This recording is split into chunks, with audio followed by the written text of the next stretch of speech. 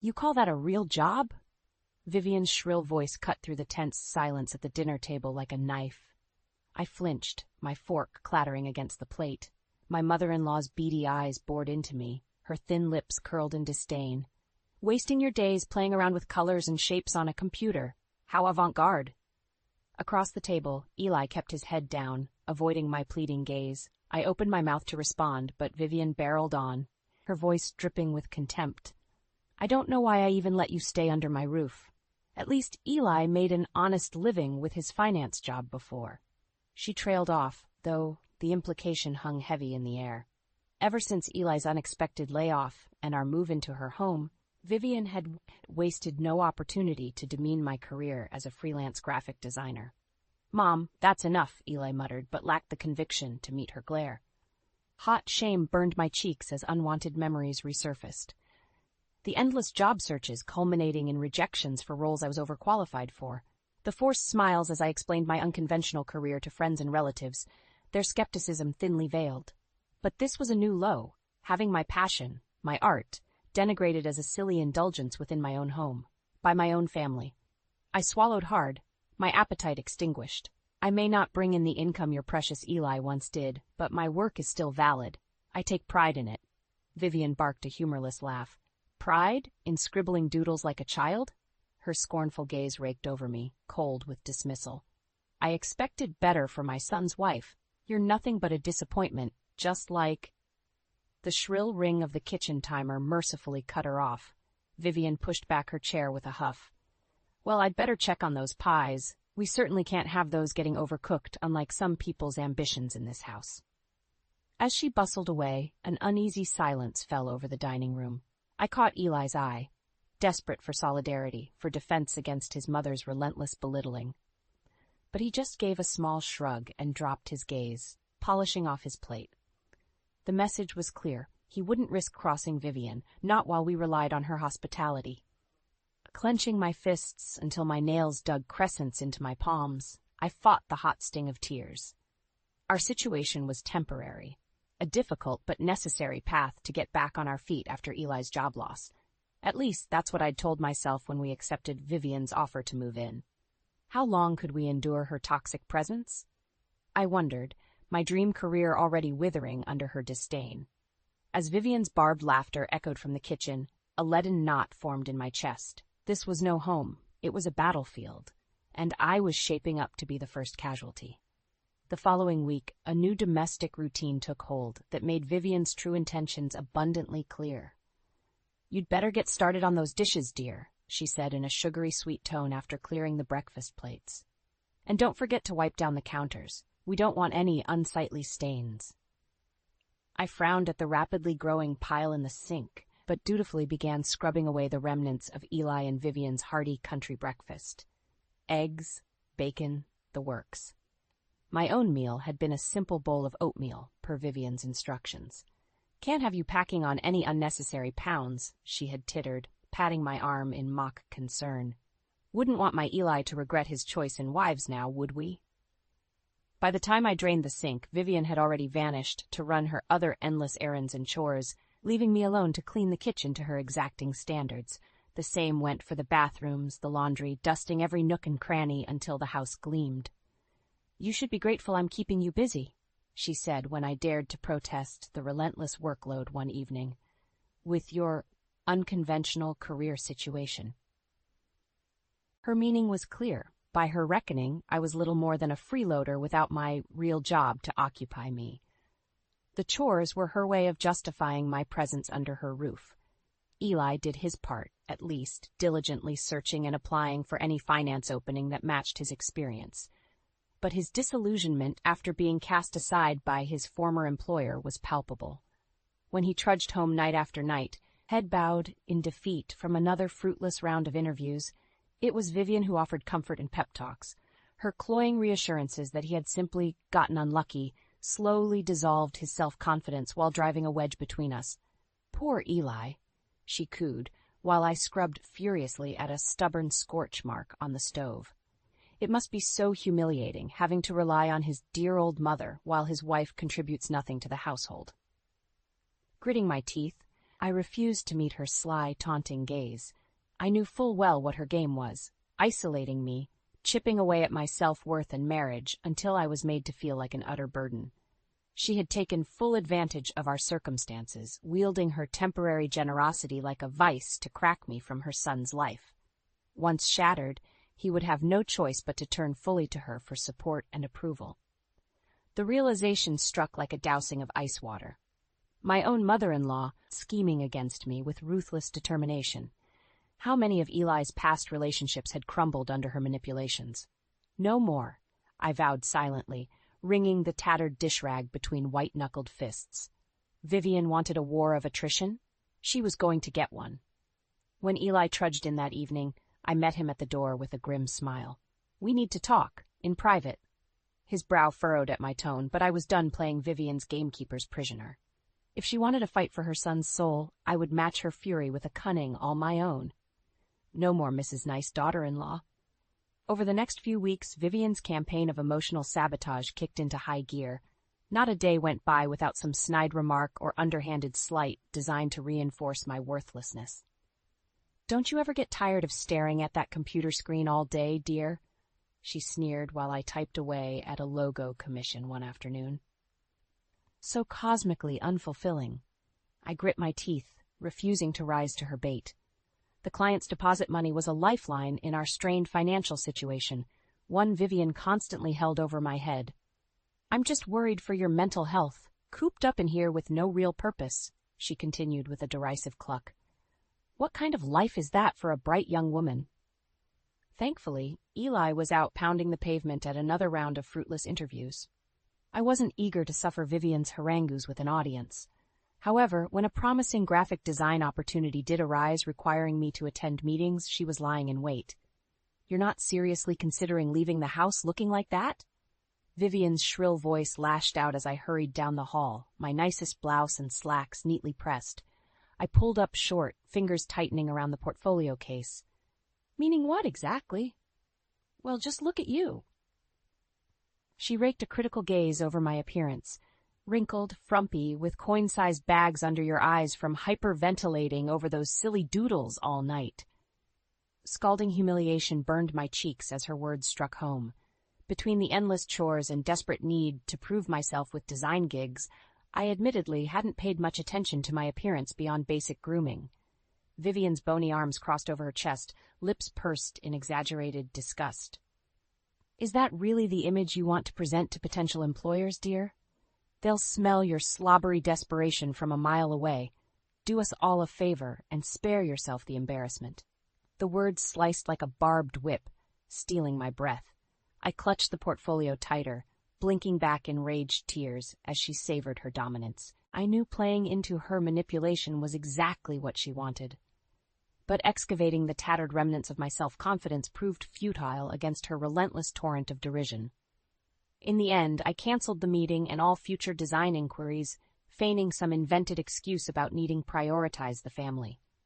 Vivian's shark-like smile that evening said it all. Another tendril of my identity brutally pruned in her crusade of subjugation. I was gradually being hollowed out from the inside, hollowed out from the vibrant, passionate woman Eli had fallen for. He remained oblivious, of course, lost in his own dejected fog of unemployment. The few times I tentatively aired my growing resentment of his mother, he just averted his gaze, murmuring some vague reassurance that she ultimately meant well. On the rare nights we connected intimately, I could sense his arousal waning along with his respect for me. Who was I becoming under Vivian's influence? Just another outmatched foe, cowed and depleted by her twisted convictions until only a shell remained? No, some faint flicker of defiance raged from deep within. I wouldn't go down without a fight. Vivian wanted a monster of her own making. She was about to get one. Jaw set, I holed away on the computer, scouring for any digital fingerprints that could expose Vivian's machinations to Eli and the rest of the family. The first counterattack was coming. If she thought she could grind my spirit into submission, she had drastically underestimated my resolve. It was time to go nuclear on the battlefield she created. No more games. No more hollow smiles, masking seething hatred. All-out martial war was about to commence under her very roof. For weeks, I scoured every corner of the house and internet for clues about Vivian's motivations, burning the midnight oil on the computer long after she'd gone to bed. I cross-referenced public records, newspaper archives, social media profiles, anything that could expose her twisted agenda. Finally, the pieces began to fall into place. Pages of printed evidence stared back at me, damning in its comprehensiveness. "Everything okay, dear?" Vivian's sugary voice sliced through my concentration. I quickly minimized the browser window as she poked her head into the cramped home office. "You've seemed so preoccupied lately." "Just working," I mumbled, avoiding her prying gaze. "Keeping myself busy with some design projects." "How industrious." Her bony fingers stroked my shoulder, feigning motherly concern. "But you know, obsessing over those little drawings won't undo the past."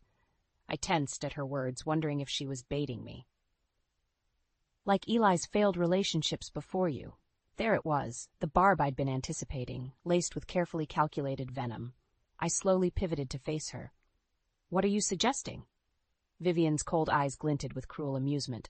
"Come now, you're not that dull. Even you must have noticed the pattern emerging." She squeaked loudly, shaking her head in feigned disappointment. A spate of bright young women in Eli's life, full of promise and prospects.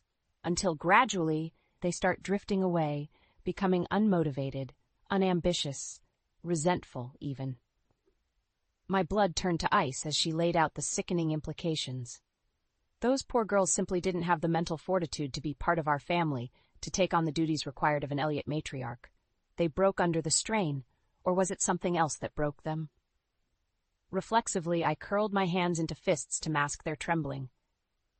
"If you're insinuating what I think you are, I'm simply connecting the dots, dear." Vivian clucked her tongue again, as if chastising a petulant child. "Face facts, you're following the same inescapable trajectory as the others. Your professional situation is merely a precipitating factor, not the root cause." Her skeletal finger wagged in my face as she savored dragging out the reveal. "I did what I had to in order to preserve my son's future prospects, to protect him from diminishing attachments that would only wither his potential." The words spilled out in a sickening rush, past relationships poisoned through steady emotional attrition, financial entrapment, isolation, relentless needling until the woman's self-worth splintered, all orchestrated by Vivian in a coldly premeditated campaign of subjugation. You monster," I choked out, struggling not to retch.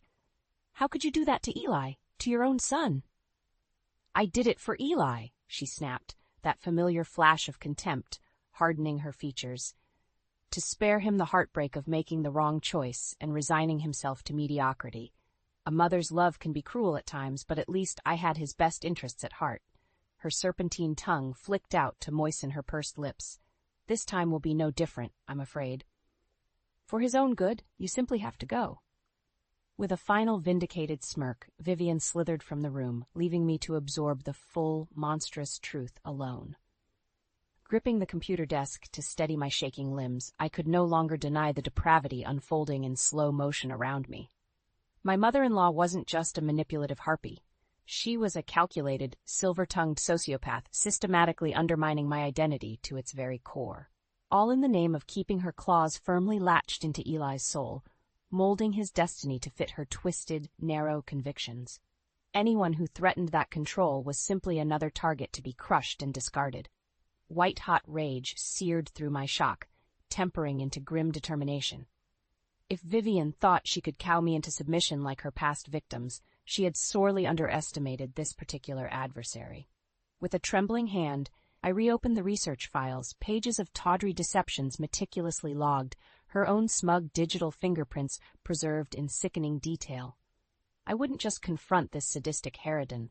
I would dismantle her respectable facade, blow by agonizing blow until nothing remained but the gnarled, bitter husk she truly was. The game was on. This time, Vivian was going to learn just what kind of monster she'd created. After Vivian's chilling confession, I knew I had to act fast before her toxic influence metastasized any further. Gathering up the incriminating evidence I'd compiled, I made a silent vow. One way or another, this torment would soon be over.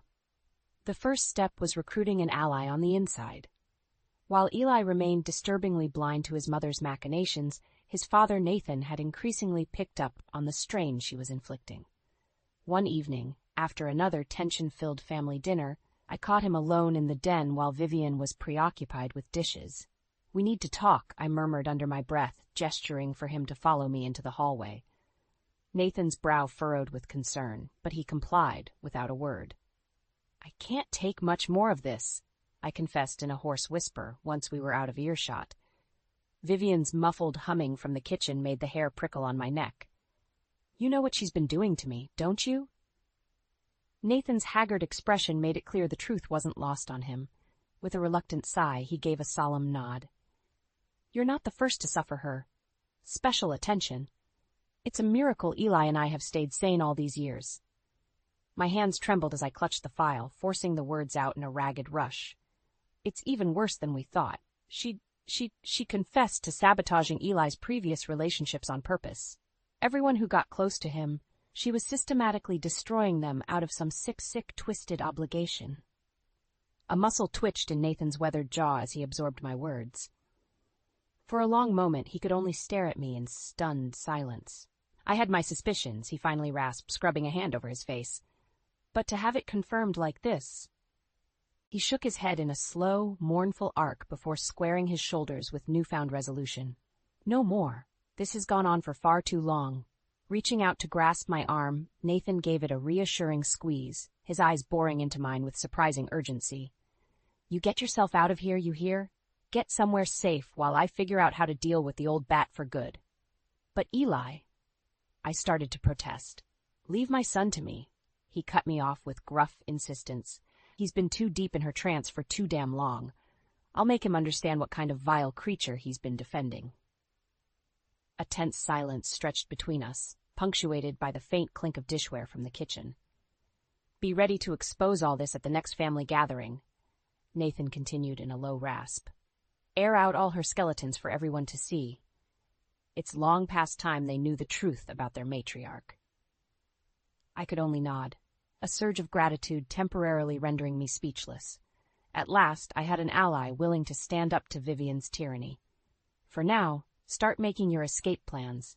Get yourself sorted with a safe place to land. His brow furrowed as a new thought occurred to him. "And whatever you do, don't tip off that you're onto her schemes. The less she suspects, the better our advantage." My heart hammered as the magnitude of the situation crystallized. This was it. The endgame against Vivian's poisonous influence was finally being set into motion. Tucking the file securely under my arm, I gave a determined nod.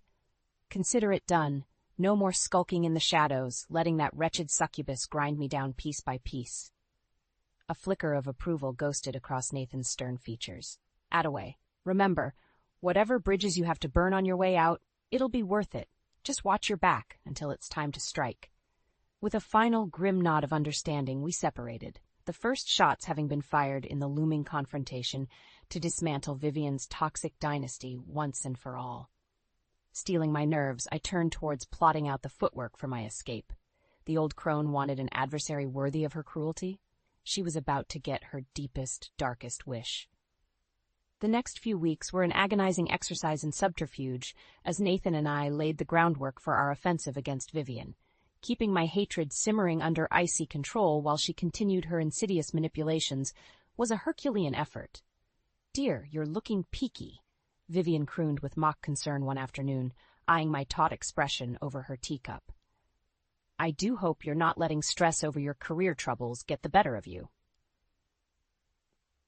My fingernails dug into my palms as I fought back the torrent of vile retorts, so smug, so utterly self-assured that her twisted convictions granted carte blanche to emotionally eviscerate anyone who crossed her path.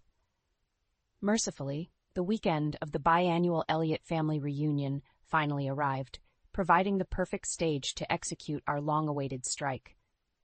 While Vivian preened about playing the dutiful hostess, I quietly assembled the comprehensive evidence files Nathan and I had compiled. "Everything's in place," Nathan murmured under his breath as we made final preparations. Dozens of relatives began filtering into the spacious backyard, drawn by Vivian's empty promises of bonhomie. "You sure you're ready to go through with this?" I inhaled deeply, fueling my nerves against the coming onslaught. "More than ready. It's long past time that wretched phony was unmasked for everybody to see. No more games, no more hollow facades of civility. This was about to get brutally, ruinously real. As the afternoon dragged on, I maintained a calculated poker face, watching Vivian flit from group to group with her signature plastic smile.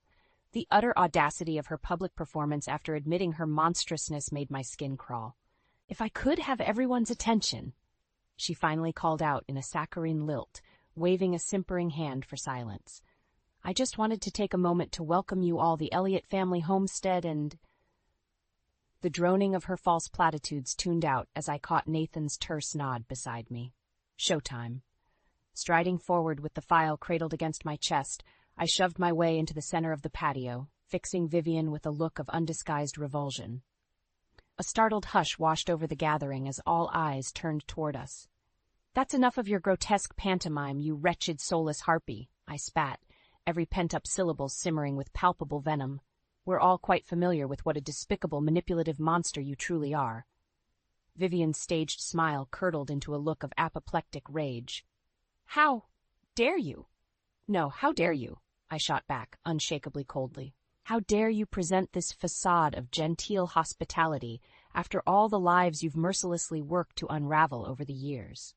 With a deft hand, I cracked open the file and began coldly reciting the highlights from Vivian's documented trail of cruelty. The financial constraints, the cruel taunts, the systematic dismantling of her victim's sense of self-worth. A chorus of horrified gasps and muttering echoed around the patio as one ugly truth after another poured out. "You did this to me," I declared, glaring at her with undisguised loathing. "You did this to all those girls unlucky enough to catch your precious Eli's heart before me. Anything, anything at all, to keep your son under your dominion like some sort of deranged, emotional succubus." The word hung heavy over the patio, weighted with grotesque implication. Vivian, to her credit, had descended into sputtering, incoherent rage. "Monstrous lies," she finally shrieked, stabbing a clawed finger in my direction.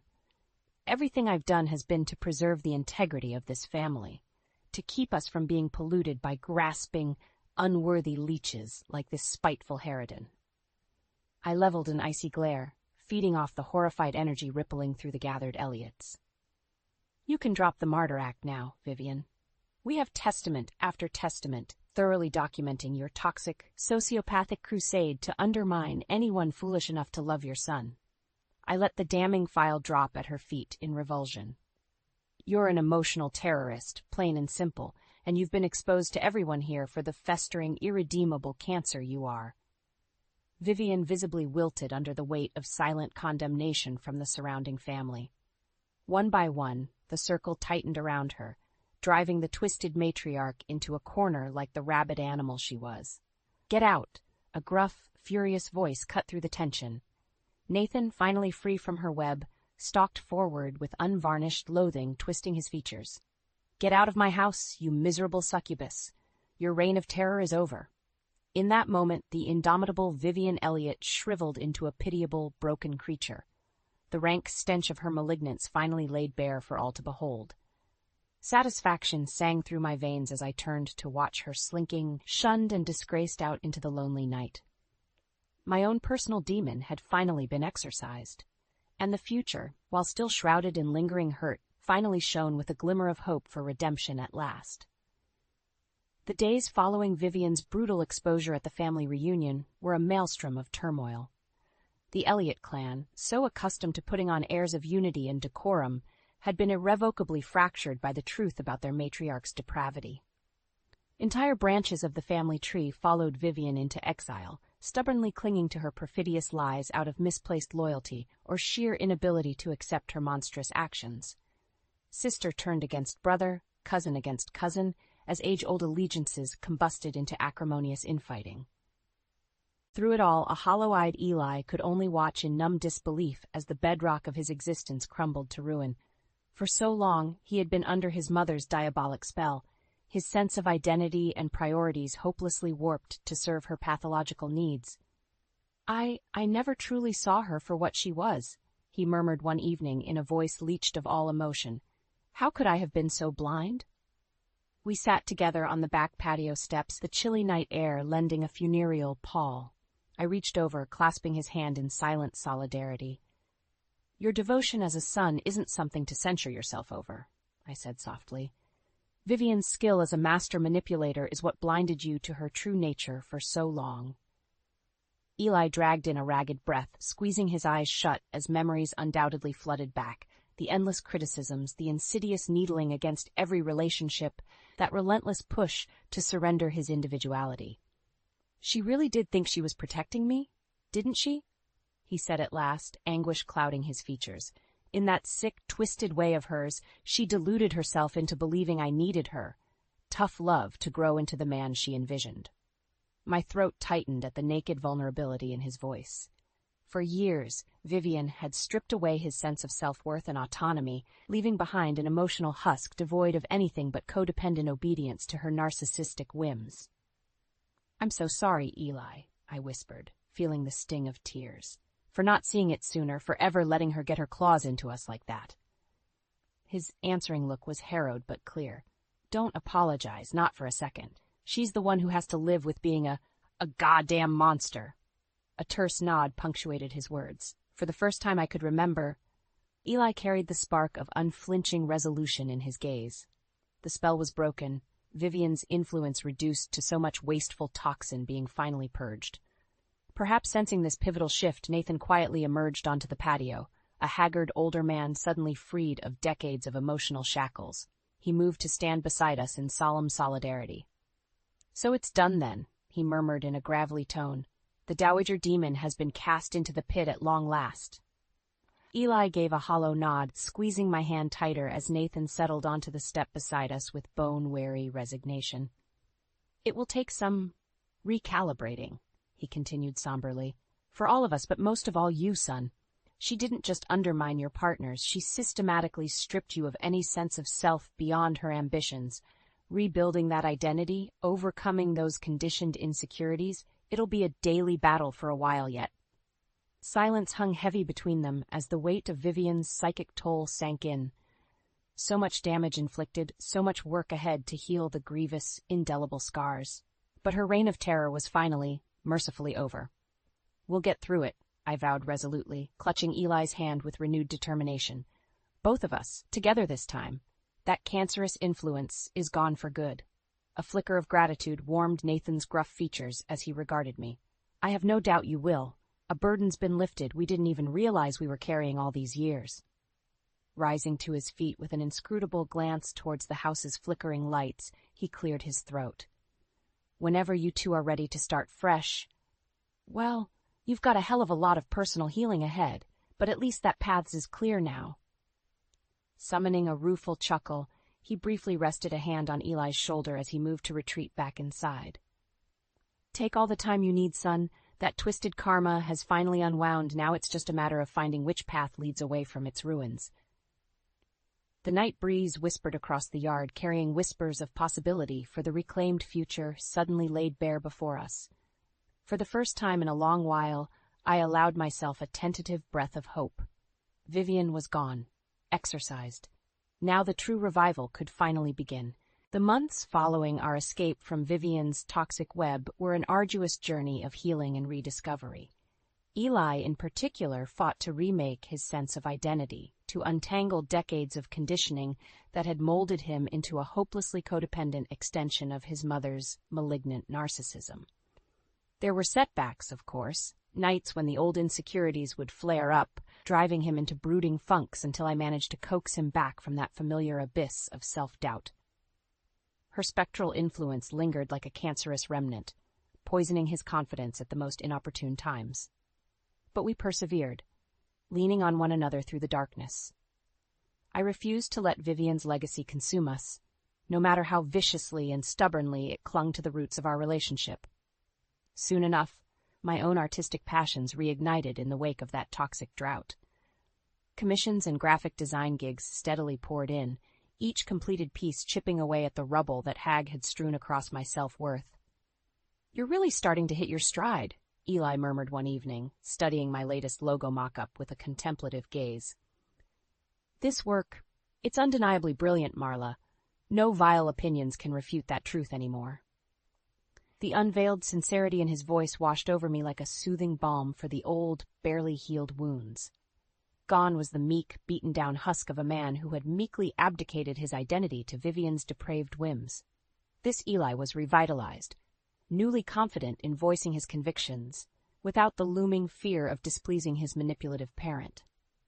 Free to be his own person at long last. Even Nathan, cordoned off in his separate home across town, exhibited remarkable strides in shaking off Vivian's corrosive influence.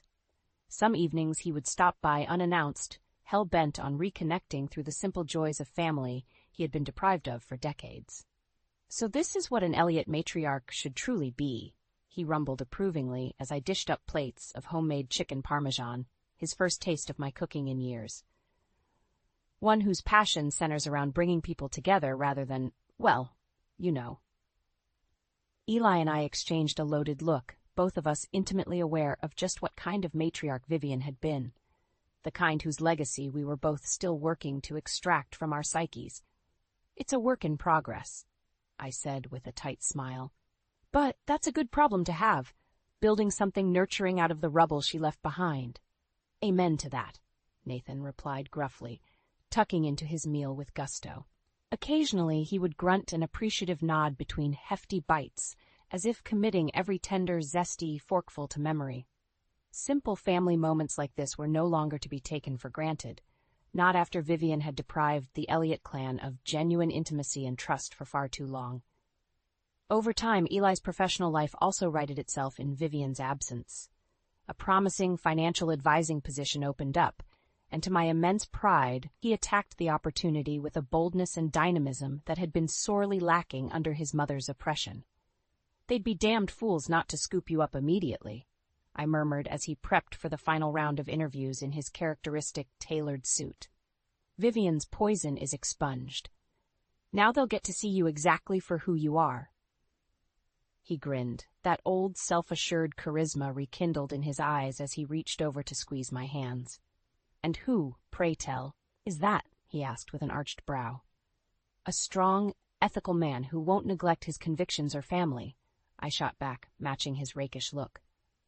"The kind of person I should have been able to see all those years ago, before that decrepit succubus warped your identity beyond recognition."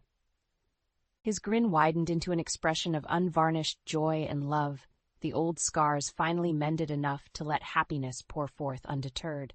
Leaning in, he claimed my lips in a fiery, passionate embrace, one sealed after years of toxicity, despair, and harrowing conflict. We had both been forged anew from the smelter of Vivian's cruelty. Hardened, certainly, but undeterred in our quest to neutralize her lingering influences once and for all. When Eli landed the position a week later, we celebrated with a toast not just to his achievement, but to our collective rise from the ashes of that miserable psychopath's machinations. A new life, a new world of opportunity beckoned, one finally free from the crushing weight of that demented matriarch's control. The morning saga ended with Eli and I arm in arm at one of my own gallery openings nearly a year later, beatifically expectant with our first child as the ultimate repudiation of Vivian's derangement. Around us, a teeming crowd of colleagues, friends, and family congregated to celebrate my ascendant artistic achievements, solemnly reveling in the hard-won victories we had each carved from the rubble of past trauma. In that electrifying moment of validation and renewal, Vivian Elliott's malignancy was finally, conclusively extinguished by the twin fires of perseverance and love. She would always be a part of our shared histories. That much was undeniable. But her defeat and our dogged efforts to emerge unbowed from her cruelty's cauldron ensured that the last echoing remnants of that toxic matriarch's depravity had been forever exorcised. The Elliott's healing could truly begin at last.